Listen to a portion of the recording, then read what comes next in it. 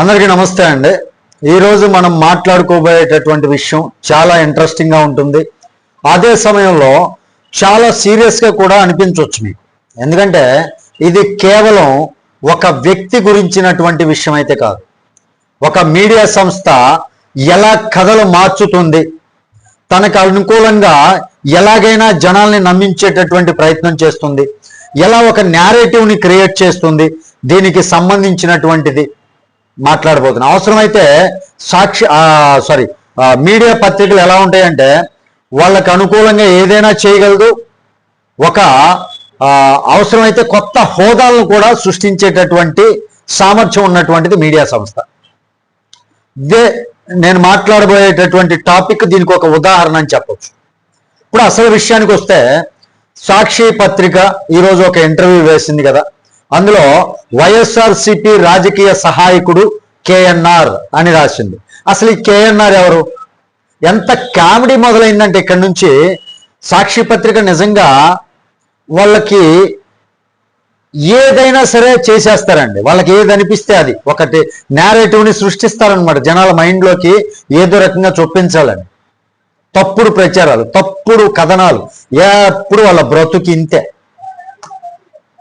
ఎందుకంటే వైఎస్ఆర్సిపి రాజకీయ సహాయకుడు కేఎన్ఆర్ అంట. ఎంత కామెడీ అండి. ఆయన ఎవరు? కేఎన్ఆర్ అంటే జగన్మోహన్ రెడ్డి పిఏ కదా. అసలు రాజకీయ సహాయకుడు ఏంటండి? ఈ భూమి మీద మనం ఎప్పుడైనా విన్నామా? అసలు ఈ దేశంలో ఏ రాజకీయ పార్టీలో అయినా సరే ఇలాంటి హోదా ఉందా? అసలు నాకు తెలిసైతే లేదండి. పొలిటికల్ అసిస్టెంట్, రాజకీయ సహాయకుడు అనేటటువంటి డిజిగ్నేషన్ ఎప్పుడైనా విన్నట్టు చరిత్రలో కూడా లేదు, ఎప్పుడు వినలేదు కూడా. మనం ఎవరూ దాని గురించి తెలియదు, కొత్త డిజిగ్నేషన్ అనమాట. కానీ సాక్షి వాళ్ళు ఏం చేశారు? ఇవాళ దాన్ని వాళ్ళు కొత్తగా ఒక హోదా సృష్టించారు. ఎందుకంటే వాళ్ళకి పరిస్థితి అలా వచ్చింది కాబట్టి. ఎప్పటి నుంచో అందరికీ తెలిసినటువంటి విషయం ఏంటంటే కేఎన్ఆర్ అంటే జగన్మోహన్ రెడ్డి గారి పిఏ. ఇదే ఆయన హోదా. ఇది కొత్త విషయం ఏం కాదు. 2024 కాదు, 2019 కాదు, 2014 నుంచే ఈ సంగతి అందరికీ తెలిసినటువంటి విషయమే. అంతకంటే ముందు నుంచే ఆయన షెడ్యూల్స్, టూర్ ప్రోగ్రామ్స్, అపాయింట్మెంట్లు, ఆల్ అఫీషియల్ కమ్యూనికేషన్స్ ఏవైతే ఉంటాయో అవన్నీ కూడా కేఎన్ఆర్ పేరుతోటే బయటకు వచ్చేవి. జగన్మోహన్ రెడ్డి గారికి సంబంధించినటువంటి కంప్లీట్ అఫీషియల్ కమ్యూనికేషన్ మొత్తం అంతా కూడా. ఇప్పుడు నేను చెప్పేది నా మాట కాదండి, డాక్యుమెంట్లు ఆల్రెడీ చెప్తున్నాయి. గతంలో డాక్యుమెంట్లు పరిశీలించి చూసుకోండి ఎవరైనా సరే. 2026 ఏప్రిల్ 5 భీమవరం టూర్కి సంబంధించినటువంటి అధికారిక షెడ్యూల్ బయటకు వచ్చింది కదా. దానిలో స్పష్టంగా ఏముంది? From K Nageshwar Reddy, PA to ex CM AP, PA to ex CM of AP అంటే స్పష్టంగా పిఏ టు ఎక్స్ సీఎం అని ఉంది కదా. కింద ఆయన సంతకం కూడా ఉంది. ఇలాంటి ఒకటి కాదు, వందలు కాదు, వేల సంఖ్యలో బయట ఉన్నాయి. మరి ఇప్పుడు ఒక్కసారిగా ఏమైంది? పిఏ కాస్త ఎందుకు ఈ పిఏ అన్న పదాన్ని దాచిపెట్టి రాజకీయ సహాయకుడు అని కొత్త హోదా పెట్టాల్సి వచ్చింది వీళ్ళకి, సాక్షి వాళ్ళకి? ఇక్కడే చాలా పెద్ద కథ ఉందండి. అసలు కథ మొత్తం ఇక్కడే ఉంది. ఎప్పుడైతే సిట్ కేసులు వచ్చాయో, ఎప్పుడైతే అవినీతి ఆరోపణలు బయటికి రావటం మొదలయ్యాయో, అప్పటి వరకు జగన్ గారి పిఏగా ఉన్నటువంటి వ్యక్తి ఒక్కసారిగా వైఎస్ఆర్సిపి పొలిటికల్ అసిస్టెంట్ అయిపోయాడు.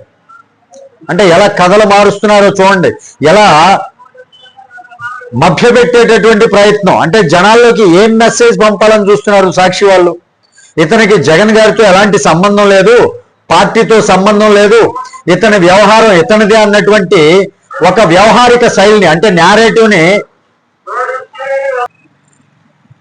నెమ్మదిగా బిల్డ్ చేయాలని ప్రయత్నం చేస్తున్నట్లు అనిపించట్లేదా?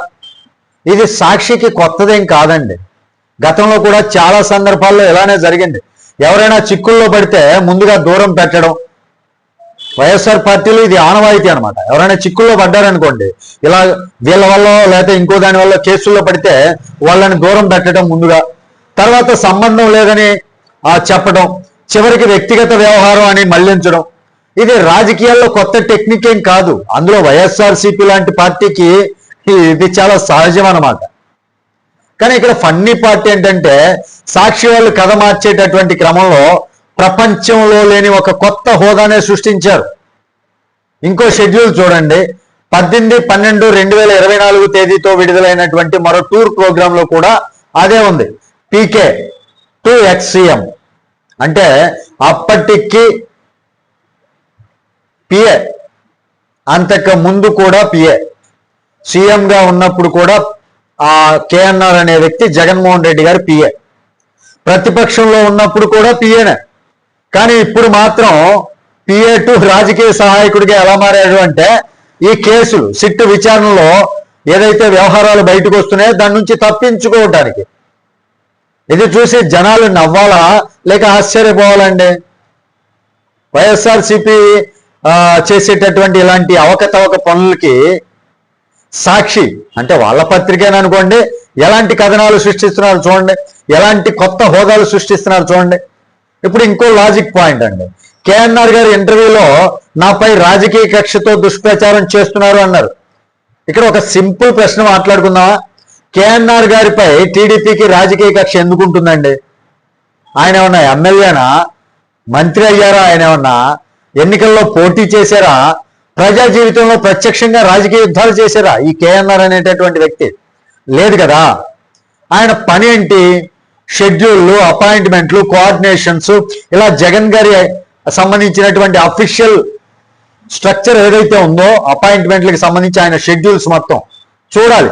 సాధారణంగా పిఏలకు శత్రువులు ఉంటే అవి సొంత పార్టీలోనే ఉంటాయి. ఫోన్ ఎత్తలేదనో, అపాయింట్మెంట్ ఇప్పించలేదనో, సార్ దగ్గరికి కలవనివ్వట్లేదనో అన్న ఇలాంటి అసంతృప్తులు ఉంటాయి కదా, అక్కడి నుంచే వాళ్ళ మీద కక్షలు స్టార్ట్ అవుతాయి అన్నమాట. కానీ బయట పార్టీ వాళ్ళకి ఒక పిఏ మీద ప్రత్యక్ష కక్ష ఉండటం ఏంటండి? లాజిక్గా చాలా వీక్ ఆర్గ్యుమెంట్లో అనిపించట్లేదా? అందుకే ఈ మొత్తం వ్యవహారం చూసినప్పుడు ఒక విషయం మాత్రం స్పష్టంగా కనిపిస్తుందండి, నేరేటివ్ మేనేజ్మెంట్ లో ఫెయిల్ అయిపోతున్నారు వీళ్ళు. అంటే పరిస్థితికి తగ్గట్టుగా కథ మార్చడం, అవసరమైతే హోదాలు మార్చడం, ఇంకా అవసరమైతే సంబంధాలనే డిలీట్ చేయడం. అందుకే ఇక్కడ నేను చెప్తున్నటువంటి పాయింట్ ఒకటే అండి, ఇలాంటి వార్తలు చూస్తే కేవలం హెడ్లైన్స్ చదివి నమ్మేయకండి. కొంచెం పాత డాక్యుమెంట్లు చూడండి. సాక్షి ఏదో వార్త రాసేసింది, జగన్మోహన్ రెడ్డి గారికి ఆ కేఎన్ఆర్ గారికి సంబంధం లేదంట, అసలు ఇవన్నీ తప్పుడు ప్రచారాలు, ఇలా నేరేషన్లోకి వెళ్ళిపోతున్నారు చాలా మంది. కానీ ఏదో ఒక కథకి సంబంధించినటువంటి హెడ్లైన్ చూసేసి మనం ఒక అంచనాకి రాకూడదు ఎప్పుడు కూడా. దానికి సంబంధించినటువంటి పాత డాక్యుమెంట్లు ఉంటాయి, గూగుల్లో వెతికితే దొరుకుతాయి. పాత షెడ్యూల్స్ చూడండి, పాత సంతకాలు చూడండి, ఆయన రిలీజ్ చేసినటువంటి నోట్స్ కావచ్చు. అప్పుడు మనందరికీ అసలు కథ ఏంటి అనేది అర్థమవుతుంది. ఇది కేవలం ఒక పదవి మార్పుకు సంబంధించినటువంటి కథ కాదండి. మీడియా ఎలా పర్సెప్షన్ క్రియేట్ చేస్తుందో చూపించేటటువంటి చిన్న ఉదాహరణ అని చెప్పొచ్చు. అందుకే చాలా మంది, నేను కూడా చెప్తున్నాను, సాక్షిని ఫేక్ నేరేటివ్ ఫ్యాక్టరీ, అబద్ధాల కథనాలు రాసేటటువంటి ఒక ఫ్యాక్టరీ అంటుంటారు. నేను కూడా అదే అంట. సరే అండి, ఇప్పటి వరకు పూర్తిగా విన్నారు కదా. మరి దీనిపై మీ అభిప్రాయం ఏంటో కామెంట్స్లో తెలియజేయండి. ఈ వీడియో నచ్చితే ఖచ్చితంగా లైక్ చేయడం మర్చిపోకండి, షేర్ చేయండి అందరికీ కూడా.